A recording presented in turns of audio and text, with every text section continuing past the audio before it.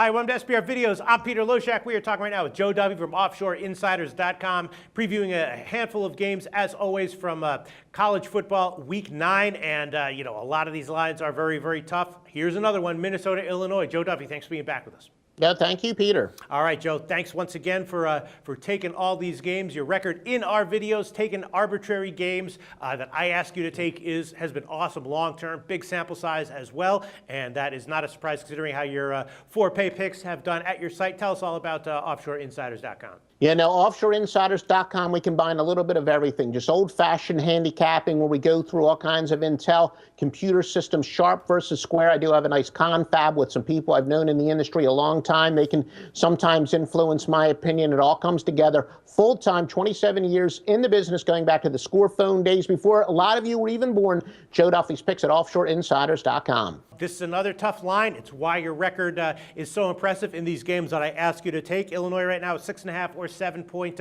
home underdog. It's up a bit from 6. And Illinois did get a cover in their last game as a big underdog, with their quarterback Lunt out. And, Minnesota, they're still decent, but last week they were a good sharp fade. The Sharps were betting Purdue, and of course that was an easy cover. There's still a decent team, though, so I'm not sure what to make of this line. What do you think, Joe? Yeah, no, I'm going to be going with Minnesota here. And here was just an example where we have to always verify our theories because there are exceptions to every rule. I've always said, generally, when a team is playing poorly, they're the ones who benefit the most from a bye week. But in the specific parameters here, Illinois playing very poorly, but home underdogs off of 3 straight losses and a bye are only 79 and 103 against the spread, and when they're getting 3.5 or more, just 64 and 92. But keep in mind, the Illini, they were already starting to play more.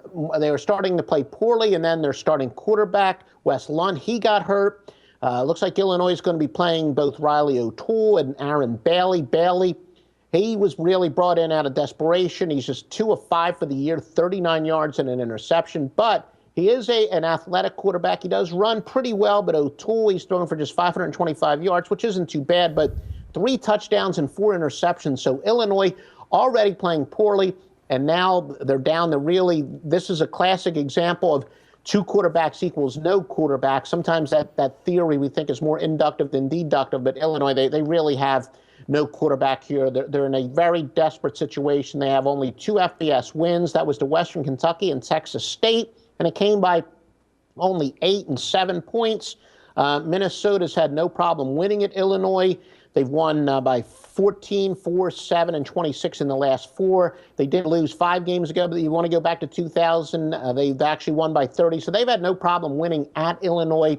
And this is really a good time to play the Illini. I think they're just struggling, and things just seem to be getting worse. The head coaching job's going to open up pretty soon. I'm going to go with Minnesota. All right, right now 6.5 is widely available. It's possible this line could continue creeping up. Joe Duffy liking Minnesota minus 6.5. Thanks, Joe. The SBR Network offers free sports picks and game breakdowns, big money free betting contests year-round, a real-time Vegas-style odds monitoring service, and much more. So come see for yourself. To stay updated on SBR news and promotions, follow us on Twitter, Facebook, and Google+, and do be sure to subscribe to the Sportsbook Review YouTube channel to catch all our daily sports shows.